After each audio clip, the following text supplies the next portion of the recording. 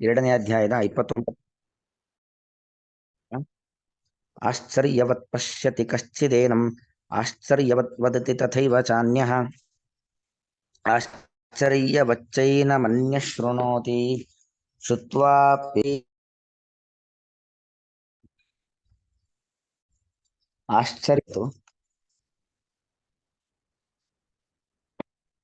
ಆಶ್ಚರ್ಯವತ್ ಪಶ್ಯತಿ ಕಶ್ಚಿತ್ ಏನಂ ಆಶ್ಚರ್ಯವತ್ ವದತಿ ತಥೈವ ಚ ಅನ್ಯಃ ಆಶ್ಚರ್ಯವತ್ ಚ ಏನಂ ಅನ್ಯಃ ಶೃಣೋತಿ ಶುತ್ವಾ ಅಪಿ ಏನಂ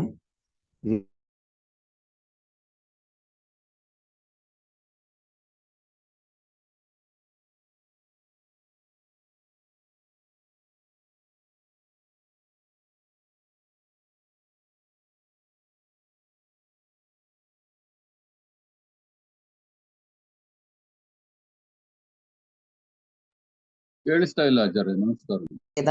ನಚ ಏವ ಕಷ್ಟ. ಇಲ್ಲಿ ಜೀವನ ಬಗ್ಗೆ ಇಷ್ಟೊತ್ತು ನಿರೂಪಣೆಯನ್ನ ಮಾಡಾಯಿತು.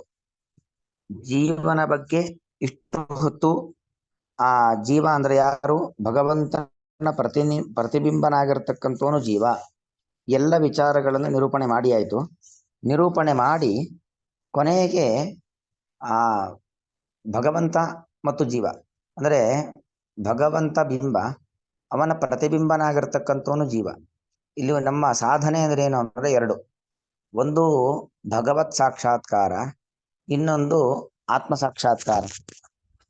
ನಮ್ಮನ್ನ ನಾವು ನೋಡಿಕೊಳ್ಳುವಂಥದ್ದು, ಇನ್ನು ನಮ್ಮ ಬಿಂಬನಾಗಿರುವಂತ ಭಗವಂತನನ್ನ ನೋಡುವಂಥದ್ದು. Self realization, God realization. Self realization ಅಂದ್ರೆ ನಮ್ಮ ಸ್ವರೂಪ ಎಂಥದ್ದು, ನಿಜವಾಗಿ ನಮ್ಮ ಅಂದ್ರೆ ಆತ್ಮನ ಸ್ವರೂಪ ಯಾವುದು, ಅವನು ಹೇಗಿದ್ದಾನೆ, ಅವನು ಪ್ರಾಕೃತನೋ ಅಪ್ರಾಕೃತನೋ, ಅವನು ಕಪ್ಪೋ ಬಿಳಿಯೋ, ಅವನಿಗೆ ದುಃಖ ಇದೆಯೋ ದುಃಖದ ಸಂಬಂಧ ಇಲ್ಲವೋ, ನಮ್ಮನ್ನ ನಾವು ನೋಡುವಂಥದ್ದು ಸೆಲ್ಫ್ ರಿಯಲೈಸೇಷನ್. ಅದರ ಮೂಲಕವಾಗಿ ನಮ್ಮ ಬಿಂಬ, ನಮಗೆ ಶಕ್ತಿಯನ್ನು ತುಂಬುವಂತವನು ಯಾರು? ಭಗವಂತ. ಅವನನ್ನ ನಾವು ಕಾಣುವಂಥದ್ದು. ಆ ಕೆಲಸವನ್ನ ಮಾಡೋದು ನಮ್ಮ ಗುರಿ, ಅದು ಸಾಧನೆ. ನಮ್ಮನ್ನ ನಾವು ಕಾಣುವುದು, ನಮ್ಮ ಪ್ರತಿಬಿಂಬ, ನಮ್ಮ ಬಿಂಬನಾಗಿರ್ತಕ್ಕಂಥ ಭಗವಂತನನ್ನ ಕಾಣುವುದು, ಅದು ನಿಜವಾಗಿ ನಮಗೆ ಸಾಧನೆ. ಆ ಸಾಧನೆ ಆಗಬೇಕು ಅಂತಾದ್ರೆ ಅದಕ್ಕೆ ಬೇಕಾಗಿರ್ತಕ್ಕಂಥ ಅನೇಕ ರೀತಿಯಾಗಿರುವಂಥ ಸಾಧನಾ ಮಾರ್ಗದಲ್ಲಿ ನಾವು ಸಾಗಬೇಕು. ಅಷ್ಟೆಲ್ಲ ಸಾಧನಾ ಮಾರ್ಗದಲ್ಲಿ ಸಾಗಿ ನಾವು ನಮ್ಮನ್ನ ಕಾಣ್ತೇವೆ.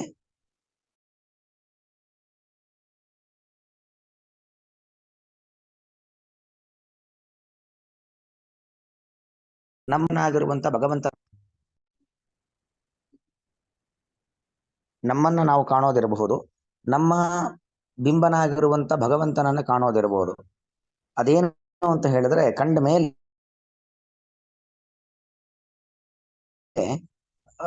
ನಮಗೆ ಯಾವುದೋ ಒಂದು ಅದ್ಭುತವಾದದ್ದನ್ನ ನಾವು ಇಷ್ಟು ದಿವಸ ಅದನ್ನು ನೋಡಿಲ್ಲ. ನಮಗೆ ಯಾವಾಗ ಮುಗಿಯುತ್ತೆ? ಅದನ್ನ ನಾವು ಕಂಡು ಅದನ್ನ ವರ್ಣನೆ ಮಾಡಿ ಅಂತ ಹೇಳಿದ್ರೆ ಪದಗಳೇ ಸಿಗೋದಿಲ್ಲ. ಅಷ್ಟು ಪರಮಾದ್ಭುತವಾಗಿರುತ್ತೆ. ಜಗತ್ತಿನಲ್ಲಿ ನಾವು ಅಂತಹ ಒಂದು ವ್ಯಕ್ತಿಯನ್ನು, ಅಂತಹ ಒಂದು ವಸ್ತುವನ್ನು, ಅಂತಹ ಒಂದು ಘಟನೆಯನ್ನು ನಾವು ಎಲ್ಲೂ ಕಂಡಿರೋದಿಲ್ಲ. ಹಾಗೆ ಇಲ್ಲಿ ಆತ್ಮ ಸಾಕ್ಷಾತ್ಕಾರ, ಸೆಲ್ಫ್ ರಿಯಲೈಸೇಷನ್ ಮತ್ತು ಗಾಡ್ ರಿಯಲೈಸೇಷನ್ ಅನ್ನೋದು ಏನಿದೆ, ದೇವರನ್ನ ಕಾಣೋದು, ಆತ್ಮನನ್ನ ಕಾಣೋದೇನಿದೆ, ಅದರ ಅನುಭವ ಹೇಗಿರುತ್ತೆ ಅಂತ ಹೇಳಿದ್ರೆ, ಮೊದಲಿಗೆ ಅದನ್ನ ಕಾಣುವವನೇ, ಆತ್ಮ ಸಾಕ್ಷಾತ್ಕಾರವನ್ನ ಮಾಡಿಕೊಳ್ಳುವವರೇ ಅತ್ಯಂತ ವಿರಳ. ಎಲ್ಲರೂ ತಮ್ಮನ್ನ ತಾವು ಕಂಡುಕೊಳ್ಳಿಕ್ಕೆ ಆಗೋದಿಲ್ಲ, ಅದು ಅತ್ಯಂತ ವಿರಳ. ಆಶ್ಚರ್ಯವತ್ ಪಶ್ಯತಿ ಕಶ್ಚಿತ್ ಏನಂ. ಕಶ್ಚಿತ್ ಅಂದ್ರೆ ಯಾರೋ ಒಬ್ಬ, ಸಾವಿರದಲ್ಲಿ, ಲಕ್ಷದಲ್ಲಿ, ಕೋಟಿಯಲ್ಲಿ ಒಬ್ಬ ಅಲ್ವಾ? ಎಲ್ಲರೂ ಆತ್ಮ ಸಾಕ್ಷಾತ್ಕಾರವನ್ನು ಹೊಂದಿದವರ ಅಲ್ಲ, ಯಾರೋ ಕೆಲವರು ಆತ್ಮ ಸಾಕ್ಷಾತ್ಕಾರವನ್ನು ಹೊಂದಿದವರು. ಯಾಕಂದ್ರೆ ನಾವು ಸುಮ್ಮನೆ ನೋಡ್ಕೊಂಡ್ರೆ ಆತ್ಮ ಸಾಕ್ಷಾತ್ಕಾರ ಬಹಳ ದೂರದ ದಾರಿ, ಅದು ಬಹಳ ದೊಡ್ಡ ಸಾಧನೆ. ಮೊದಲಿಗೆ ನಾವು ಈಗ ಏನು ನಮ್ಮ ಪ್ರಾಕೃತವಾದ ದೇಹ, ಪ್ರಾಕೃತವಾದ ಇಂದ್ರಿಯ ಇದೆಯಲ್ಲಿ, ಇದನ್ನ ನಾವು ಕರೆಕ್ಟ್ ಅರ್ಥ ಮಾಡ್ಕೊಳ್ಬೇಕು. ಎಷ್ಟು ಜನ ಈ ಪ್ರಾಕೃತ ದೇಹ, ಪ್ರಾಕೃತ ಇಂದ್ರಿಯಗಳನ್ನ ಅರ್ಥ ಮಾಡ್ಕೊಂಡಿದ್ದೇವೆ? ಯಾಕಂದ್ರೆ ನಾವು ಈ ನಮ್ಮ ಪ್ರಾಕೃತ ದೇಹ, ಪ್ರಾಕೃತ ಇಂದ್ರಿಯ, ಅದಕ್ಕೆ ಇರುವಂತ ಬುದ್ಧಿವಂತಿಕೆ, ಸಾಮರ್ಥ್ಯ, ಅದನ್ನ ನಾವು ಅರ್ಥ ಮಾಡ್ಕೊಂಡು ಬಿಟ್ರೆ ನಮಗೆ ಯಾವ ಅಹಂಕಾರವೂ ಇರೋದಿಲ್ಲ, ನಮ್ಮಲ್ಲಿ ಯಾವ ಕಾಮಕ್ರೋಧಾದಿಗಳು ಇರೋದಿಲ್ಲ. ಯಾಕಂದ್ರೆ ನನ್ನ ಸಾಮರ್ಥ್ಯ ಏನು, ನನ್ನ ಅಸಾಮರ್ಥ್ಯ ಏನು, ಅದು ನಮಗೆ ಗೊತ್ತಿರಬೇಕು ಅಲ್ವಾ. ಅದು ನಮಗೆ ಗೊತ್ತಿದ್ರೆ ನಮ್ಮ ಮಾತು ಬಹಳ ಸ್ಪಷ್ಟವಾಗಿರುತ್ತೆ. ನಮ್ಮ ನಡೆ ನುಡಿ, ನಮ್ಮ ಗುರಿ, ನಮ್ಮ ಒಂದು ಏನು ಏನು ಮಾಡಬೇಕು, ಏನು ಮಾಡಬಾರದು, ನಾನು ಹೇಗಿರಬೇಕು, ಹೇಗಿರಬಾರದು, ನನ್ನ ಯಾವ್ದು ಮಾಡ್ಲಿಕ್ಕಾಗತ್ತೆ, ಯಾವ್ದು ಮಾಡ್ಲಿಕ್ಕಾಗಲ್ಲ,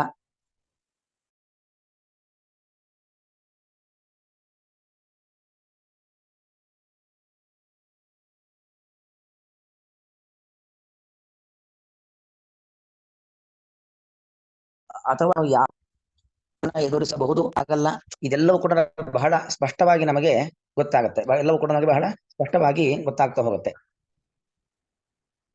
ಹಾಗಾಗಿ ಮೊದಲು ನಮಗಾಗಬೇಕಾದದ್ದು ಪ್ರಾಕೃತ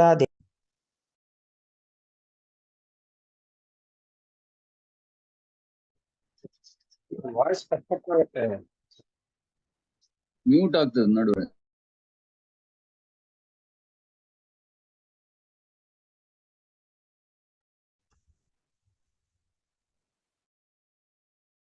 ಕೇಳಿಸ್ತಾ ಇಲ್ಲ ಗುರುಗಳೇ.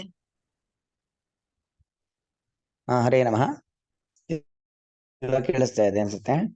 ಹೀಗೆ ಮೊದಲು ನಮಗೆ ಬೇಕಾಗಿರುವಂತದ್ದು ಯಾವುದು? ಪ್ರಾಕೃತ ದೇಹ, ಇಂದ್ರಿಯ, ಇವುಗಳ ಬಗ್ಗೆ ನಮಗೆ ಸಾಕ್ಷಾತ್ಕಾರ ಇರಬೇಕು. ಅದಾದ ಮೇಲೆ ಆತ್ಮ ಸಾಕ್ಷಾತ್ಕಾರವನ್ನ ಮಾಡಿಕೊಳ್ಳುವ ಪ್ರಯತ್ನವನ್ನು ನಾವು ಮಾಡಬೇಕು.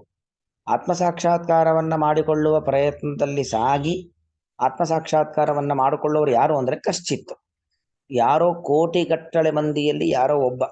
ಯಾಕಂದ್ರೆ ನೋಡಿ, ಜೀವಿಗಳು ಅಂದ್ರೆ 84 ಲಕ್ಷ ಪ್ರಕಾರದ ಜೀವಿಗಳಿದ್ದಾರೆ ಅಲ್ವಾ.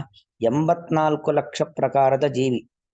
ಈ ಮರಗಿಡ ಬಳ್ಳಿಗಳಿರಬಹುದು, ಪ್ರಾಣಿ ಪಕ್ಷಿಗಳಿರಬಹುದು, ಹೀಗೆ ಅನೇಕ ರೀತಿಯಾಗಿರುವಂತ ಒಂದು ಪ್ರಾಣಿ ಸಮುದಾಯ, ಪಕ್ಷಿ ಸಮುದಾಯ, ಸರೀಸೃಪಗಳು, ಜಲಚರಗಳು, ಭೂಚರಗಳು, ಖೇಚರಗಳು, ಅನೇಕ ರೀತಿಯಾದ ಪ್ರಾಣಿ ಸಮುದಾಯ. ಅದಕ್ಕೆ 84 ಲಕ್ಷ ಜೀವಿಗಳು ಅಂತ ಹೇಳುವಂಥದ್ದು. ಆ 84 ಲಕ್ಷ ಜೀವಿಗಳಲ್ಲಿ ಈ ಆತ್ಮ ಸಾಕ್ಷಾತ್ಕಾರದ ಪ್ರಯತ್ನವನ್ನ ಮಾಡ್ಲಿಕ್ಕೆ ಆಗೋದು ಯಾರಿಗೆ? ಕೇವಲ ಮನುಷ್ಯನಿಗೆ ಮಾತ್ರ. ಅಲ್ಲಿ ನೋಡಿ, ಉಳಿದ 83,99,999 ಜೀವಿ ವರ್ಗಕ್ಕೆ ಆತ್ಮ ಸಾಕ್ಷಾತ್ಕಾರವನ್ನ ಮಾಡ್ಲಿಕ್ಕೆ ಆಗೋದೇ ಇಲ್ಲ. ಅದಕ್ಕೆ ಕೃಷ್ಣ ಕಶ್ಚಿತ್ ಅಂತ ಹೇಳಿದ್ದು. ಅಂದ್ರೆ ಆತ್ಮ ಸಾಕ್ಷಾತ್ಕಾರವನ್ನ ಮಾಡಿಕೊಳ್ಳುವ ಪ್ರಯತ್ನ ಅದು ಯಾರು ಮಾಡಬಹುದು? ಮನುಷ್ಯ ಮಾತ್ರ ಮಾಡ್ಲಿಕ್ಕಾಗತ್ತೆ. ಅದರಲ್ಲೂ ಕೂಡ ಮನುಷ್ಯರಲ್ಲಿ ಎಲ್ಲರೂ ಆತ್ಮ ಸಾಕ್ಷಾತ್ಕಾರದ ಪ್ರಯತ್ನವನ್ನ ಮಾಡ್ತಾರಾ? ಇಲ್ಲ. ಆ ಮನುಷ್ಯರಲ್ಲೂ ಯಾರೋ ಕೆಲವರು ಮಾತ್ರ ಆತ್ಮ ಸಾಕ್ಷಾತ್ಕಾರದ ಪ್ರಯತ್ನದ ಕಡೆಗೆ ಸಾಕ್ತಾರೆ. ಅದು ಆ ಕಶ್ಚಿತ್ ಅನ್ನೋ ಪದ ಅಂತ ಒಂದು ಮಹತ್ವವನ್ನು ತೋರಿಸಿಕೊಡ್ತಾ ಇದೆ. ಇದು ವಿರಳಾತಿ ವಿರಳ. ಈ ಸಾಧನಾ ಮಾರ್ಗದಲ್ಲಿ ಸಾಗುವುದು ಅನ್ನೋದೇನಿದೆ, ಅದು ಅತ್ಯಂತ ವಿರಳರು, ಎಲ್ಲರೂ ಮಾಡುವಂಥದ್ದಲ್ಲ ಅನ್ನೋದನ್ನ ಕೃಷ್ಣ ಸೂಚನೆ ಮಾಡ್ಲಿಕ್ಕೋಸ್ಕರವಾಗಿ ಕಶ್ಚಿತ್ ಎಂಬ ಪದವನ್ನ ಪದಪ್ರಯೋಗ ಮಾಡ್ತಾ ಇದ್ದಾನೆ. ಕಶ್ಚಿತು ಏನಂ ಆಶ್ಚರ್ಯವತ್ ಪಶ್ಯತಿ. ಹೀಗೆ ಮೊದಲು ನಮ್ಮ ಪ್ರಾಕೃತ ದೇಹ, ಪ್ರಾಕೃತ ಇಂದ್ರಿಯ, ಪ್ರಾಕೃತ ಮನಸ್ಸು, ಅದನ್ನ ಅರ್ಥ ಮಾಡಿಕೊಂಡು ಅದರ ಮೂಲಕವಾಗಿ ಆತ್ಮ ಸಾಕ್ಷಾತ್ಕಾರವನ್ನ ಮಾಡಿಕೊಂಡು ಆತ್ಮ ಸಾಕ್ಷಾತ್ಕಾರದ ಮೂಲಕವಾಗಿ ಪರಮಾತ್ಮನನ್ನ ಕಾಣುವರೇನಿದ್ದಾರೆ, ಅದು ಬಹಳ ಅತಿ ವಿರಳಾತಿ ವಿರಳರು ಕಾಣುವವರು ಕಶ್ಚಿತ್ತು. ನೋಡಿದ್ರು ಕೂಡ ಹೇಗೆ ನೋಡ್ತಾರೆ? ಆಶ್ಚರ್ಯವತ್ ಪಶ್ಯತಿ. ಅದನ್ನ ಪರಿಪೂರ್ಣವಾಗಿ ತಿಳಿಲಿಕ್ಕೆ ಸಾಧ್ಯವಿಲ್ಲ. ಯಾರನ್ನ? ನಮ್ಮ ಬಿಂಬನಾಗಿರ್ತಕ್ಕಂಥ ಭಗವಂತನನ್ನ. ಹಾಗಾಗಿ ಅದೊಂದು ಅದ್ಭುತ. ಆ ಭಗವಂತ ನಮ್ಮ ಬಿಂಬ ಅಂತ ಹೇಳಿದ್ರೆ ಅದೊಂದು ಅದ್ಭುತ, ಅದೊಂದು ಆಶ್ಚರ್ಯ ಎಂಬುದಾಗಿ ಕಾಣುತ್ತಾರೆ. ಯಾಕಂದ್ರೆ ನಮಗೆ ಅದನ್ನ ವರ್ಣನೆ ಮಾಡ್ಲಿಕ್ಕೆ ಆಗಲ್ಲ, ಬಾಯಿಂದ ವರ್ಣನೆ ಮಾಡ್ಲಿಕ್ಕೆ ಆಗದೆ ಇರುವಷ್ಟು ದೇವರ ಬಗ್ಗೆ ತಿಳಿಲಿಕ್ಕೆ ಲಕ್ಷ್ಮೀ ದೇವಿಗೂ ಪೂರ್ತಿ ಆಗಲ್ವಂತೆ. ಪರಿಪೂರ್ಣವಾಗಿ ಭಗವಂತನನ್ನ ತಿಳ್ಕೊಳ್ಳಿಕ್ಕೆ ಭಗವಂತನ ಪತ್ನಿಯಾಗಿ ನಿರಂತರವಾಗಿ ಜೊತೆಯಲ್ಲಿ ಇರತಕ್ಕಂಥ ಲಕ್ಷ್ಮಿಗೂ ಆಗೋದಿಲ್ಲ. ಹಾಗಾಗಿ ನಾವು ಎಷ್ಟು ವರ್ಣನೆ ಮಾಡಿದ್ರು ಭಗವಂತನ ವರ್ಣನೆ ಮುಗಿಯುವಂಥದ್ದಲ್ಲ. ಹಾಗೆ ನಾವೇನಂತ ನೋಡ್ಬೋದು ಅಂದ್ರೆ ಆಶ್ಚರ್ಯವತ್ ಪಶ್ಯತಿ, ಆಶ್ಚರ್ಯ ಎಂಬುದಾಗಿ ನೋಡ್ಬೋದಷ್ಟೇ. ಅದೊಂದು ಅದ್ಭುತ, ಪರಮಾದ್ಭುತ, ಆಶ್ಚರ್ಯ ಅಂತ ಯಾವುದನ್ನ ನಾವು ವರ್ಣನೆ ಮಾಡ್ಲಿಕ್ಕೆ ಆಗೋದಿಲ್ವೋ, ವರ್ಣನೆ ಮಾಡಿ ಮಾಡಿ ಮಾಡಿ ಮಾಡಿ ನಮ್ಮ ಪದಗಳೆಲ್ಲ ಮುಗಿದ ಮೇಲೆ ಅದರ ಬಗ್ಗೆ ಏನು ಹೇಳಲಿಕ್ಕಾಗಲ್ಲ. ಅದು ಅದ್ಭುತ, ಮಾತಿಗೆ ನಿಲುಕದ್ದು ಅಂತ ನಾವು ನಿಲ್ಲಿಸ್ತೀವೋ ಇಲ್ವೋ, ಹಾಗೆ ಇದು ಅತ್ಯಂತ ಆಶ್ಚರ್ಯಕರವಾದದ್ದು ಎಂಬುದಾಗಿ ದೇವರನ್ನ ನೋಡ್ತೇವೆ. ಇನ್ನು ನೋಡಿದಂತ ವ್ಯಕ್ತಿ, ಆತ್ಮ ಸಾಕ್ಷಾತ್ಕಾರವನ್ನ ಪಡೆದಂತ ವ್ಯಕ್ತಿ ಆತ್ಮನ ಬಗ್ಗೆ ವರ್ಣನೆ ಮಾಡಬೇಕಲ್ವಾ. ಏನ್ ಹೇಳ್ತಾನೆ ಅಂದ್ರೆ ಆಶ್ಚರ್ಯವದ್ವದತಿ ತಥೈವ ಚಾನ್ಯ. ನೋಡಿ, ನೋಡುವವರು, ಆತ್ಮ ಸಾಕ್ಷಾತ್ಕಾರವನ್ನ ಮಾಡಿಕೊಳ್ಳುವವರು ಕಶ್ಚಿತು ಅತ್ಯಂತ ವಿರುಳರು. ಆ ಆತ್ಮ ಸಾಕ್ಷಾತ್ಕಾರವನ್ನ ಮಾಡಿಕೊಂಡವರೆಲ್ಲರೂ ಕೂಡ ವರ್ಣನೆ ಮಾಡ್ಲಿಕ್ಕೆ ಆಗೋದಿಲ್ಲ. ದೇವರನ್ನು ವರ್ಣನೆ ಮಾಡ್ಲಿಕ್ಕೆ ಬರೋದಿಲ್ಲ. ಈಗ ಅಲ್ವಾ, ಬುದ್ಧಿವಂತರು ಬೇಕಾದಷ್ಟು ಜನ ಇದ್ದಾರೆ. ಬುದ್ಧಿವಂತರು ಬೇಕಾದಷ್ಟು ಜನ ಇದ್ರೂ ಕೂಡ ತಾವು ತಿಳಿದಿದ್ದೆಲ್ಲವನ್ನು ಕೂಡ ಮತ್ತೊಬ್ಬರಿಗೆ ತಿಳಿಸಿಕೊಡಿ ಅಂದ್ರೆ ಎಲ್ಲರಿಗೂ ತಿಳಿಸಿಕೊಡ್ಲಿಕ್ಕೆ ಬರೋದಿಲ್ಲ. ಆ ಹೇಳೋದು ಅದೊಂದು ದೇವತಾನುಗ್ರಹ ಬೇಕು, ವಕ್ತೃತ್ವ ಶಕ್ತಿ, ಹೇಳುವ ಕ್ರಮ ಅಲ್ವಾ. ನಮಗೆ ಎಷ್ಟೋ ವಿಚಾರ ಗೊತ್ತಿರತ್ತೆ, ಗೊತ್ತಿದ್ದೆಲ್ಲವನ್ನು ಕೂಡ ಮತ್ತೊಬ್ಬರಿಗೆ ಅರ್ಥವಾಗುವಂತೆ ತಿಳಿಸುವ ಸಾಮರ್ಥ್ಯ ನಮಗಿರತ್ತಾ? ಇರಲ್ಲ. ಹಾಗಾಗಿ ಅನ್ಯ ವದತಿ, ಇನ್ನೊಬ್ಬ ಯಾರೋ ವ್ಯಕ್ತಿ ನೋಡಿದವರು 1000 ಆದ್ರೆ ಆ 1000ದಲ್ಲಿ ಹೇಳುವ ಸಾಮರ್ಥ್ಯ ಇದ್ದವನು ಇನ್ಯಾರೋ ಒಂದು 10 ಜನನೋ ಒಬ್ರೋ ಇಬ್ರೋ ಇರ್ತಾರೆ. ಅವರು ಕೂಡ ಎಷ್ಟು ಹೇಳಲಿಕ್ಕೆ ಸಾಧ್ಯ? ಆಶ್ಚರ್ಯವತ್ ವದತಿ, ಹೇಳಿ ಮುಗಿಸ್ಲಿಕ್ಕಾಗಲ್ಲ. ಹಾಗಾಗಿ ಏನ್ ಮಾಡ್ತಾನೆ, ಆಶ್ಚರ್ಯ ಅಂತ ಹೇಳ್ತಾನೆ. ಅದೊಂದು ಅದ್ಭುತ, ಪರಮಾದ್ಭುತ, ನನ್ನ ವಾಗಿಂದ್ರಿಯಕ್ಕೆ ನಿಲುಕದ್ದು. ನಾನು ಮಾತಿನ ಮೂಲಕವಾಗಿ ಆ ಭಗವತ್ ಶಕ್ತಿಯನ್ನು ಮತ್ತು ಭಗವಂತನ ಪ್ರತಿಬಿಂಬನಾಗಿರ್ತಕ್ಕಂಥ ಜೀವನನ್ನು ಹೇಳಿ ಮುಗಿಸ್ಲಿಕ್ಕಾಗೋದಿಲ್ಲ ಅನ್ನೋದನ್ನ ನಿರೂಪಣೆ ಮಾಡ್ತಾ ಇದ್ದಾರೆ. ಆಶ್ಚರ್ಯವತ್ ವದತಿ ತಥೈವ ಚ ಅನ್ಯಃ, ಆಶ್ಚರ್ಯವತ್ ಚ ಏನಂ ಅನ್ಯಃ ಶೃಣೋತಿ. ನೋಡಿ, ಭಗವತ್ ಸಾಕ್ಷಾತ್ಕಾರವನ್ನ ಮಾಡಿಕೊಳ್ಳುವವರು ಕಶ್ಚಿತ್, ಯಾರೋ ಕೆಲವರು. ಸಾಕ್ಷಾತ್ಕಾರವನ್ನ ಮಾಡಿಕೊಂಡದ್ದನ್ನ ಹೇಳ್ರಪ್ಪ ಅಂದ್ರೆ ಹೇಳುವವರು ಅನ್ಯಃ, ಇನ್ನೂ ಕಡಿಮೆ. ಆ ಹೇಳಿದ್ದನ್ನ ಕೇಳಿ ತಿಳ್ಕೊಳ್ಳುವವರು ಅವರು ಅಷ್ಟೇ ಅನ್ಯಃ. ಈಗ ಒಂದು ಯಾವುದೋ ಒಂದು ಉಪನ್ಯಾಸ ನಡೀತಾ ಇದೆ, ಒಂದು 1000 ಜನ ಕೂತು ಕೇಳ್ತಾ ಇದ್ದಾರೆ, 1000 ಜನ ಕೂತಿದ್ದಾರೆ, ಅವರ ಕಿವಿಗೆ ಬೀಳ್ತಾ ಇದೆ. ಎಷ್ಟು ಜನ ಏಕಾಗ್ರತೆಯಿಂದ ಶ್ರವಣ ಮಾಡ್ತಾ ಇದ್ದಾರೆ? ಆ ಎಲ್ಲಾ 1000 ಜನರು ಏಕಾಗ್ರತೆಯಿಂದ ಶ್ರವಣ ಮಾಡ್ತಾ ಇರ್ತಾರ? ಅವರಲ್ಲಿ ಯಾರೋ ಕೆಲವರು ಮಾತ್ರ ಏಕಾಗ್ರತೆಯಿಂದ ಶ್ರವಣ ಮಾಡ್ತಾ ಇದ್ದಾರೆ. ಲೆಕ್ಕಕ್ಕೆ 1000, 10,000 ಜನ ಇರಬಹುದು. ಅದನ್ನ ನಿಜವಾಗಿ ಶ್ರವಣ ಮಾಡಿ ಧಾರಣೆ ಮಾಡಿಕೊಳ್ಳುವವರು ಎಷ್ಟು ಜನ ಇದ್ದಾರೆ? ಯಾರೋ ಕೆಲವರು. ಅವರು ಧಾರಣೆ ಮಾಡಿಕೊಂಡವರು ಕೂಡ ಏನಂತ ಅರ್ಥ ಮಾಡ್ಕೊಳ್ತಾರೆ? ಆಶ್ಚರ್ಯವತ್, ಆಶ್ಚರ್ಯ ಭಗವತ್ ತತ್ವ ಅಂತ ಹೇಳಿದ್ರೆ ಅದೊಂದು ಪರಮಾಶ್ಚರ್ಯಕರವಾದದ್ದು. ಅದನ್ನು ನಾವು ಎಷ್ಟು ಕೇಳಿ ತಿಳಿದರೂ ಸಂಪೂರ್ಣವಾಗಿ ಕೇಳಿ ತಿಳ್ಕೊಳ್ಳಿಕ್ಕೆ ಆಗೋದಿಲ್ಲ. ಯಾಕಂದ್ರೆ ಈ ಭಾಗವತಾದಿ ಗ್ರಂಥಗಳನ್ನ ಅಥವಾ ಗೀತಾದಿ ಗ್ರಂಥಗಳನ್ನ ನಮಗೆ ಉಪದೇಶ ಕೊಟ್ಟವರು ಯಾರು? ಅಪರೋಕ್ಷ ಜ್ಞಾನಿಗಳು. ಶುಕಾಚಾರ್ಯರು ಭಾಗವತವನ್ನು ಉಪದೇಶವನ್ನ ಕೊಟ್ಟಿದ್ದಾರೆ.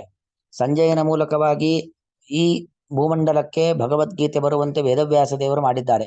ಅಂದ್ರೆ ಅವರೆಲ್ಲ ಅಪರೋಕ್ಷ ಜ್ಞಾನವನ್ನ ಪಡೆದುಕೊಂಡವರು ನಮಗೆ ಇಂತಹ ಒಂದು ದಿವ್ಯವಾದ ಜ್ಞಾನ ಭಂಡಾರವನ್ನು ಕೊಟ್ಟಿದ್ದಾರೆ. ಅವರು ಹೇಳಿದ್ದಾರೆ. ಹೇಳಿದ್ದನ್ನ ನಾವು ಎಷ್ಟು ಜನ ಕೇಳಿಸಿಕೊಂಡು ಅರ್ಥ ಮಾಡ್ಕೊಳ್ಳಿಕ್ಕೆ ಸಾಧ್ಯ ಇದೆ ಅಲ್ವಾ? ಎಲ್ಲರಿಗೂ ಸಾಧ್ಯ ಇಲ್ಲ. ಅದಕ್ಕೆ ಶ್ರವಣ ಮಾಡುವವರು ಕೂಡ ಕೆಲವರು ಅನ್ಯ, ಕೆಲವೇ ಮಂದಿ ಶ್ರವಣ ಮಾಡ್ತಾರೆ. ಶ್ರವಣ ಮಾಡಿ ಅವರು ಕೊನೆಗೆ ಏನ್ ತೀರ್ಮಾನ ಮಾಡ್ತಾರೆ? ಆಶ್ಚರ್ಯವತ್ ಶೃಣೋತಿ. ಭಗವಂತ ಅಂತ ಹೇಳಿದ್ರೆ ಅದೊಂದು ಅದ್ಭುತವಾದದ್ದು, ಆಶ್ಚರ್ಯಕರವಾದದ್ದು, ನಮ್ಮ ಗ್ರಹಣ ಸಾಮರ್ಥ್ಯಕ್ಕೆ ನಿಲುಕದೇ ಇರುವಂಥದ್ದು ಅಂತ ತಿಳ್ಕೊಳ್ತಾರೆ. ಶುತ್ವಾಪ್ಯೇನಂ ವೇದ ನಚೈವ ಕಶ್ಚಿತು. ಸರಿ, ಶ್ರವಣ ಮಾಡದವರು ಒಂದಷ್ಟು ಜನ ಇದ್ದಾರೆ, ಒಂದು ಕೆಲವೇ ಮಂದಿ ಇದ್ದಾರೆ. ಶ್ರವಣ ಮಾಡದವರು ಕೂಡ ಪೂರ್ತಿ ದೇವರನ್ನ ತಿಳ್ಕೊಂಡ್ರ ಸಾಧ್ಯವೇ ಇಲ್ಲ. ಶುತ್ವಾ ಅಪಿ, ಭಗವತ್ ತತ್ವದ ಬಗ್ಗೆ, ಭಗವಂತನ ಪ್ರತಿಬಿಂಬನಾಗಿರತಕ್ಕಂಥ ಜೀವನ ಬಗ್ಗೆ ಶ್ರವಣ ಮಾಡಿರಬಹುದು. ಶ್ರವಣ ಮಾಡಿದರೂ ಕೂಡ ನ ವೇದ ನಚೈವ ವೇದ, ಪೂರ್ತಿ ತಿಳಿಲಿಕ್ಕೆ ಸಾಧ್ಯನೇ ಇಲ್ಲ. ಪೂರ್ತಿ ತಿಳಿಲಿಕ್ಕೆ ಸಾಧ್ಯವೇ ಇಲ್ಲದೆ ಇರತಕ್ಕಂಥದ್ದು. ಹಾಗಾಗಿ ಆ ಬಿಂಬನಾಗಿರುವಂತ ಭಗವಂತ, ಅವನ ಪ್ರತಿಬಿಂಬನಾಗಿರ್ತಕ್ಕಂಥ ಜೀವ, ಅದು ನಮ್ಮ ಕಲ್ಪನೆಗೆ ನಿಲುಕದ್ದು. ಯಾಕಂದ್ರೆ ನೋಡಿ, ನಾವು ಪ್ರಾಕೃತ ಪ್ರಪಂಚದಲ್ಲಿ ಇದ್ದೇವೆ. ಪಂಚಭೂತಗಳಿಂದ ನಿರ್ಮಾಣವಾದ ಜಗತ್ತಿನಲ್ಲಿ ಪಾಂಚಭೌತಿಕವಾದ ದೇಹ, ಪಾಂಚಭೌತಿಕವಾದ ಇಂದ್ರಿಯ, ಪಂಚಭೂತಗಳ ಮೇಲೆ ವ್ಯಾಮೋಹ, ಇದನ್ನೆಲ್ಲವನ್ನು ಕೂಡ ಇಟ್ಟುಕೊಂಡು ನಾವಿರ್ತಕ್ಕಂಥವ್ರು. ಆದರೆ ಆತ್ಮ ಅವನು ಅಪ್ರಾಕೃತ, ಬಿಂಬನಾದ ಪರಮಾತ್ಮ ಅವನು ಅಪ್ರಾಕೃತ. ಹಾಗಾಗಿ ಪ್ರಾಕೃತ ದೇಹದಿಂದ ಅಪ್ರಾಕೃತನಾದಂಥ ಆತ್ಮನನ್ನಾಗ್ಲಿ, ಅಪ್ರಾಕೃತನಾಗಿರ್ತಕ್ಕಂಥ ಪರಮಾತ್ಮನನ್ನಾಗ್ಲಿ ನಾವು ತಿಳಿಯುವ ಪ್ರಯತ್ನ ಮಾಡುವುದು, ಪ್ರಯತ್ನ ಮಾಡಿ ತಿಳಿಯೋದು, ತಿಳಿದಿದ್ದನ್ನ ಹೇಳುವುದು, ಅಥವಾ ಮತ್ತೊಬ್ರು ಹೇಳಿದ್ದನ್ನ ಕೇಳಿಸಿಕೊಳ್ಳುವುದು, ಕೇಳಿಸಿಕೊಂಡು ನಾವು ಅರಿಯೋದು, ಇದು ಬಹಳ ಕಠಿಣವಾಗಿರ್ತಕ್ಕಂಥದ್ದು. ಅಂದ್ರೆ ಎಷ್ಟೇ ನಾವು ಮಾಡಿದ್ರು ಕೂಡ ಪೂರ್ತಿ ತಿಳಿದಕ್ಕಾಗಲ್ಲ. ಹಾಗಾದ್ರೆ ದೇವರನ್ನ ಪೂರ್ತಿ ತಿಳಿದಕ್ಕಾಗೋದಿಲ್ಲ ಅಂದಮೇಲೆ ಪ್ರಯತ್ನನ ಬೇಡ ಅಲ್ವಾ ಅಂತ ಅನ್ಸುತ್ತೆ ನಮಗೆ ಅಲ್ವಾ? ಯಾವುದೇ ಒಂದು ಕೆಲಸ, ಈ ಕೆಲಸ ಮಾಡ್ಲಿಕ್ಕಾಗತ್ತೆ ಅಂದ್ರೆ ಆ ಕೆಲಸದಲ್ಲಿ ಪ್ರಯತ್ನ ಮಾಡಬಹುದು. ಈ ಕೆಲಸ ಮಾಡ್ಲಿಕ್ಕೆ ಸಾಧ್ಯನೇ ಇಲ್ಲ ಅಂತ ಆದ್ಮೇಲೆ ಪ್ರಯತ್ನ ಮಾಡ್ತೀವ? ಸುಮ್ಮನೆ ವ್ಯರ್ಥ ಪ್ರಯತ್ನವನ್ನು ಯಾರು ಕೂಡ ಮಾಡೋದಿಲ್ಲ, ಬಿಟ್ಟು ಬಿಡ್ತೀವಿ. ಹಾಗಾದ್ರೆ ಭಗವತ್ ಸಾಕ್ಷಾತ್ಕಾರವನ್ನ ಪಡಿಲಿಕ್ಕೆ ಆಗೋದೇ ಇಲ್ಲ ಅಂತ ಅಂದ್ಮೇಲೆ ಆ ಪ್ರಯತ್ನ ಬೇಕಾ ನಮಗೆ? ಬೇಡ ಅಂತ ಅನ್ಸತ್ತೆ. ಹಾಗಲ್ಲ, ಇದ್ರ ಅಭಿಪ್ರಾಯ ಏನು ಅಂತ ಹೇಳಿದ್ರೆ, ಭಗವತ್ ಸಾಕ್ಷಾತ್ಕಾರವನ್ನ ಮಾಡಿಕೊಳ್ಳುವ ಪ್ರಯತ್ನ ಪ್ರತಿಯೊಬ್ಬರು ಮಾಡಲೇಬೇಕು. ಈಗ ನೋಡಿ, ಪಕ್ಷಿಗಳು, ಸಾವಿರಾರು ರೀತಿಯ ಪಕ್ಷಿಗಳಿದ್ದಾವೆ. ಒಂದೊಂದು ಪಕ್ಷಿಯ ಪಕ್ಷದ ಸಾಮರ್ಥ್ಯ, ರೆಕ್ಕೆಯ ಸಾಮರ್ಥ್ಯ ಒಂದೊಂದು ರೀತಿ ಇರುತ್ತೆ. ಕೋಳಿ ಹಾರುವ ಸಾಮರ್ಥ್ಯವೇ ಬೇರೆ, ಪಾರಿವಾಳ ಹಾರುವ ಸಾಮರ್ಥ್ಯವೇ ಬೇರೆ, ಒಂದು ಗಿಡುಗ ಹಾರುವ, ರಣಹದ್ದು ಹಾರುವಂತ ಸಾಮರ್ಥ್ಯವೇ ಬೇರೆ. ಆದ್ರೆ ಪ್ರತಿಯೊಂದು ಪಕ್ಷಿಯು ಕೂಡ ಆಯಾಯ ಪಕ್ಷಿಯ ರೆಕ್ಕೆಯ ಸಾಮರ್ಥ್ಯಕ್ಕೆ ಅನುಗುಣವಾಗಿ ಅದು ಹಾರತ್ತೆ, ಗಗನವನ್ನ ಚುಂಬಿಸತ್ತೆ, ತನ್ನ ಆಹಾರವನ್ನ ತಾನು ಹುಡುಕಿ ಒಂದು ಅದು ಜೀವ ಬದುಕತ್ತೆ, ಸಂತಾನೋತ್ಪತ್ತಿಯನ್ನು ಮಾಡುತ್ತೆ. ಅದು ಹೇಗೆ ಒಂದೊಂದು ಪಕ್ಷಿಯ ರೆಕ್ಕೆಯ ಸಾಮರ್ಥ್ಯ ಒಂದೊಂದು ರೀತಿಯಲ್ಲಿದ್ರೂ ಕೂಡ ಅವುಗಳು ಅವುಗಳ ಕೆಲಸವನ್ನ ಮಾಡ್ಲಿಕ್ಕೋಸ್ಕರವಾಗಿ ಹಾರ್ತಾವೋ, ಹಾಗೆ ನಾವು ಕೂಡ ನಮ್ಮದು ಕೂಡ ಒಬ್ಬೊಬ್ಬರ ಸಾಮರ್ಥ್ಯ ಒಂದೊಂದು ರೀತಿಯಲ್ಲಿ ಇರುತ್ತೆ. ಬ್ರಹ್ಮದೇವರ ಸಾಮರ್ಥ್ಯ ಬೇರೆ, ರುದ್ರದೇವರ ಸಾಮರ್ಥ್ಯ ಬೇರೆ, ಇಂದ್ರದೇವರ ಸಾಮರ್ಥ್ಯ ಬೇರೆ, ಋಷಿಗಳ ಸಾಮರ್ಥ್ಯ ಬೇರೆ, ಮನುಷ್ಯರಾದ ನಮ್ಮ ಸಾಮರ್ಥ್ಯ ಬೇರೆ. ಆದ್ರೆ ಪ್ರತಿಯೊಬ್ಬರಿಗೂ ಕೂಡ ಒಂದೊಂದು ಸಾಮರ್ಥ್ಯ ಅಂತ ಇರುತ್ತೆ, ಒಂದೊಂದು ಸ್ವರೂಪ ಅಂತ ಇರುತ್ತೆ. ನಮ್ಮ ನಮ್ಮ ಸ್ವರೂಪ ಯೋಗ್ಯತೆಗೆ ಅನುಗುಣವಾಗಿ ಆ ಭಗವತ್ ತತ್ವವನ್ನ ಅರಿಯುವ ಪ್ರಯತ್ನವನ್ನ ಮಾಡಲೇಬೇಕು. ಅರಿಯುವ ಪ್ರಯತ್ನವನ್ನ ಮಾಡಿ ಅರಿತುಕೊಳ್ಳಲೇಬೇಕು ಅನ್ನೋದು ಇದರ ಹಿಂದೆ ತಾತ್ಪರ್ಯ, ಇದರ ಅಭಿಪ್ರಾಯ. ಈಗ ನಮ್ಮಲ್ಲಿ ಒಂದು 10 ರೀತಿಯಾಗಿರ್ತಕ್ಕಂತಹ ಬಾಟಲ್ಗಳಿದ್ದಾವೆ ಅಥವಾ ವಾಟರ್ ಕ್ಯಾನ್ಗಳಿದ್ದಾವೆ. ಒಂದು 10 ಲೀಟ್ರು, ಮತ್ತೊಂದು 5 litre, 2 litre, 1 litre, 500 ml, 100 ml, ಈ ತರ ಎಲ್ಲದಕ್ಕೂ ನಾವು ಒಂದೇ ತರ ನೀರು ತುಂಬಿಸ್ಲಿಕ್ಕಾಗತ್ತಾ? 100 ml ಬಾಟಲ್ಗೆ 100 ml ಮಾತ್ರ ನೀರು ತುಂಬಿಸ್ಲಿಕ್ಕಾಗತ್ತೆ. 1 ಲೀಟರ್ ಬಾಟ್ಲಿಗೆ 10 ಲೀಟರ್ ತುಂಬಿಸ್ಲಿಕ್ಕಾಗಲ್ಲ, 1 ಲೀಟರ್ ಮಾತ್ರ ತುಂಬಿಸ್ಲಿಕ್ಕಾಗತ್ತೆ. ಹಾಗೆ ಭಗವತ್ ಸಾಕ್ಷಾತ್ಕಾರವನ್ನ ಪಡೆದು ಆ ಪೂರ್ಣ ಆನಂದವನ್ನ ನಾವು ಪಡಿಬೇಕು. ಭಗವತ್ ಸಾಕ್ಷಾತ್ಕಾರ ಪಡೆಯೋದಕ್ಕೋಸ್ಕರವಾಗಿ ಪರಿಪೂರ್ಣವಾದ ಆನಂದವನ್ನ ಪಡಿಲಿಕ್ಕೆ ನಮ್ಮ ಸಾಮರ್ಥ್ಯ 100 ml ಅಂತಾದ್ರೆ ಆ 100 ml ಪೂರ್ಣ ಅಲ್ವಾ? ನಾವು 10 ಲೀಟರ್ ತುಂಬಿಸ್ಕೊಳ್ಲಿಕ್ಕೆ ಆಗೋದೇ ಇಲ್ಲ, ಅಜೀರ್ಣ ಆಗಿ ಕೆಳಗೆ ಚೆಲ್ಲ ಹೋಗ್ಬಿಡತ್ತೆ. ಹಾಗಾಗಿ ನಾವು ನಮ್ಮ ಸಾಮರ್ಥ್ಯಕ್ಕೆ ಅನುಗುಣವಾಗಿ ಆನಂದವನ್ನ ಪಡಿಬಹುದು. ಇನ್ನೊಬ್ಬನ ಸಾಮರ್ಥ್ಯ 1 ಲೀಟರ್ ಅಷ್ಟು ಅಂತ ಆದ್ರೆ ಅವನು ಅಷ್ಟು ಆನಂದವನ್ನ ಪಡಿಲಿಕ್ಕೆ ಆಗತ್ತೆ. ಅಂತೂ ಹೇಗೆ ಒಂದು ಪಕ್ಷಿ ಆಯಾಯ ಪಕ್ಷಿಯ ರೆಕ್ಕೆಯ ಸಾಮರ್ಥ್ಯಕ್ಕೆ ಅನುಗುಣವಾಗಿ ಆಕಾಶವನ್ನ ತುಂಬಿಸತ್ತೋ, ಗಗನಕ್ಕೆ ಹಾರತ್ತೋ, ಈಗ ನಾವು ಕೂಡ ನಮ್ಮ ನಮ್ಮ ಸಾಮರ್ಥ್ಯಕ್ಕೆ ಅನುಗುಣವಾಗಿ ಭಗವತ್ ಸಾಕ್ಷಾತ್ಕಾರವನ್ನು ಪಡೆದು ಸ್ವರೂಪಾನಂದವನ್ನ ಅನುಭವಿಸಬೇಕು. ಆದರೆ ನಮಗೆ ಕೊನೆಗೆ ಗೊತ್ತಾಗುವಂಥದ್ದೇನು ಅಂದ್ರೆ, ಭಗವಂತ ಅಂದ್ರೆ ನಮ್ಮ ಆಲೋಚನೆಗೆ, ನಮ್ಮ ಮಾತಿಗೆ ನಿಲುಕದವನು, ಪೂರ್ಣವಾಗಿ ತಿಳಿಯಲಿಕ್ಕೆ ಸಾಧ್ಯವಿಲ್ಲ. ಆದ್ರೆ ನಮ್ಮ ಯೋಗ್ಯತೆಗೆ ಅನುಗುಣವಾಗಿ ಪೂರ್ಣವಾಗಿ ತಿಳಿಯಬಹುದು ಹೊರತು ದೇವರನ್ನ ಪೂರ್ತಿ ತಿಳಿಲಿಕ್ಕೆ ಆಗದೆ ಹೋದ್ರು ಕೂಡ ನಮ್ಮ ನಮ್ಮ ಯೋಗ್ಯತೆಗೆ ಅನುಗುಣವಾಗಿ ಭಗವಂತನನ್ನ ತಿಳಿಲಿಕ್ಕೆ ಆಗತ್ತೆ ಎಂಬತಕ್ಕಂಥ ವಿಚಾರವನ್ನ ಈ ಶ್ಲೋಕ ನಿರೂಪಣೆಯನ್ನ ಮಾಡ್ತಾ ಇದೆ. ಇದರ ಅನ್ವಯಾರ್ಥವನ್ನು ನೋಡೋಣ. ಕಶ್ಚಿತ್, ಯಾರೋ ಒಬ್ಬ, ಅಂದ್ರೆ ಅನೇಕ ಮಂದಿಯಲ್ಲಿ ಯಾರೋ ಒಬ್ಬ, ಏನಂ, ಈ ಭಗವಂತನನ್ನು ಮತ್ತು ಭಗವಂತನ ಪ್ರತಿಬಿಂಬನಾಗಿರುವಂತಹ ಜೀವನನ್ನು ಆಶ್ಚರ್ಯವತ್ ಪಶ್ಯತಿ, ಆಶ್ಚರ್ಯ ಎಂಬುದಾಗಿ, ಆಶ್ಚರ್ಯ ಸ್ವರೂಪ ಎಂಬುದಾಗಿ ನೋಡುತ್ತಾರೆ. ತಥೈವ, ಹಾಗೆಯೇ, ಅನ್ಯ, ಇನ್ನೂ ಯಾರೋ ಕೆಲವು ವ್ಯಕ್ತಿಗಳು ಏನಂ, ಈ ಜೀವನನ್ನು, ಈ ಪರಮಾತ್ಮನನ್ನು ಆಶ್ಚರ್ಯವತ್ ವದತಿ, ತಥೈವ, ಹಾಗೆಯೇ ಆಶ್ಚರ್ಯವತ್ ವದತಿ, ನೋಡಿದವನು ಹೇಗೆ ಆಶ್ಚರ್ಯ ಎಂಬುದಾಗಿ ನೋಡುತ್ತಾನೋ ಅದನ್ನ ಹೇಳುವವನು ಕೂಡ ಆಶ್ಚರ್ಯ ಎಂಬುದಾಗಿ ಹೇಳುತ್ತಾನೆ. ಅನ್ಯ, ಇನ್ನೂ ಕೆಲವು ವ್ಯಕ್ತಿಗಳು ಏನಂ, ಈ ಭಗವಂತನನ್ನು, ಈ ಜೀವನನ್ನು ಆಶ್ಚರ್ಯವತ್ ಶೃಣೋತಿ, ಯಾರೋ ಒಬ್ಬ ಭಗವಂತನ ಬಗ್ಗೆ, ಆತ್ಮ ಅಪರೋಕ್ಷ ಜ್ಞಾನಿಗಳು ಭಗವಂತನ ಬಗ್ಗೆ ಹೇಳುತ್ತಾ ಇದ್ದಾರೆ. ಆ ಹೇಳಿದ್ದನ್ನ ಕೇಳಿಸಿಕೊಳ್ತಕ್ಕಂಥ ವ್ಯಕ್ತಿಯು ಕೂಡ ಭಗವಂತ ಅನ್ನೋದು ಒಂದೊಂದು ಪರಮಾಶ್ಚರ್ಯ ಶಕ್ತಿ ಎಂಬುದಾಗಿ ಕೇಳಿಸಿಕೊಳ್ತಾರೆ. ಏನಂ, ಈ ಭಗವಂತನನ್ನು, ಈ ಜೀವನನ್ನು ಶುತ್ವ ಅಪಿ, ಕೇಳಿಸಿಕೊಂಡರೂ ಕೂಡ, ಅಂದ್ರೆ ಅವನ ಬಗ್ಗೆ ಕೇಳಿಸಿಕೊಂಡರೂ ಕೂಡ, ಕಶ್ಚಿತ್, ಯಾರೊಬ್ಬ ವ್ಯಕ್ತಿಯು ನಚೈವ ವೇದ, ತಿಳಿಯಲು ಸಾಧ್ಯವಿಲ್ಲ. ತಿಳಿಯಲು ಸಾಧ್ಯವಿಲ್ಲ ಅಂದ್ರೆ ಅರ್ಥ ಏನು? ಪೂರ್ತಿಯಾಗಿ ತಿಳಿಯಲು ಸಾಧ್ಯವಿಲ್ಲ. ಅವರವರ ಯೋಗ್ಯತೆಗೆ ಅನುಗುಣವಾಗಿ ತಿಳಿಯಬಹುದೇ ಹೊರತು ಯಾರೂ ಕೂಡ ದೇವರ ಬಗ್ಗೆ ನನಗೆ ಪೂರ್ತಿ ಗೊತ್ತು ಅಂತ ಯಾರು ಎದೆ ತಟ್ಟಿಕೊಂಡು ಹೇಳಲಿಕ್ಕೆ ಸಾಧ್ಯವೇ ಇಲ್ಲ. ಯಾಕಂದ್ರೆ ಯಾರಿಗೂ ಪೂರ್ತಿ ತಿಳಿಲಿಕ್ಕೆ ಸಾಧ್ಯವಿಲ್ಲ. ಎಷ್ಟರ ಮಟ್ಟಿಗೆ ಅಂದ್ರೆ ಲಕ್ಷ್ಮೀದೇವಿಗೂ ಕೂಡ ಪೂರ್ತಿ ಭಗವಂತನನ್ನ ತಿಳ್ಕೊಳ್ಳಿಕ್ಕಾಗಲ್ಲ ಅಂದ್ಮೇಲೆ ನಾವೆಲ್ಲರೂ ಕೆಳಗಿನವರೇ. ಆ ಬ್ರಹ್ಮ ಸ್ತಂಭವರಿ ಅಂತ ಒಂದು ಚಿಕ್ಕ ಹುಲ್ಲು ಕಡ್ಡಿಯಿಂದ ಹಿಡಿದು ಬ್ರಹ್ಮದೇವರವರೆಗೆ ಮತ್ತೆಲ್ಲರೂ ಲಕ್ಷ್ಮೀದೇವಿಗಿಂತ ಕೆಳಗಿನವರೇ. ಲಕ್ಷ್ಮಿಗೆ ಪೂರ್ತಿ ತಿಳ್ಕೊಳ್ಳಿಕ್ಕಾಗಲ್ಲ ಅಂದ್ಮೇಲೆ ನಮ್ಮ ಯಾರಿಗೂ ಕೂಡ ಪರಿಪೂರ್ಣವಾಗಿ ತಿಳಿಲಿಕ್ಕೆ ಸಾಧ್ಯವೇ ಇಲ್ಲ ಅನ್ನೋದನ್ನ ಈ ಶ್ಲೋಕ ಹೇಳ್ತಾ ಇದೆ. ಆದ್ರೆ ತಿಳಿಲಿಕ್ಕೆ ಸಾಧ್ಯತೆ ಇದೆ, ಅವಕಾಶ ಇದೆ. ಪೂರ್ತಿ ತಿಳಿಲಿಕ್ಕೆ ಖಂಡಿತವಾಗಿಯೂ ಆಗಲ್ಲ ಅನ್ನೋದು ಇದರ ಒಟ್ಟು ಅಭಿಪ್ರಾಯ. ಆಶ್ಚರ್ಯವತ್ ಪಶ್ಯತಿ ಕಶ್ಚಿದೇನಂ ಆಶ್ಚರ್ಯವತ್ ವದತಿ ತಥೈವ ಚಾನ್ಯಃ ಆಶ್ಚರ್ಯವಚ್ಚೈನಮನ್ಯಃ ಶೃಣೋತಿ ಶುತ್ವಾಪ್ಯೇನಂ ವೇದ ನ ಚೈವ ಕಶ್ಚಿತ್. ಶ್ರೀಕೃಷ್ಣ.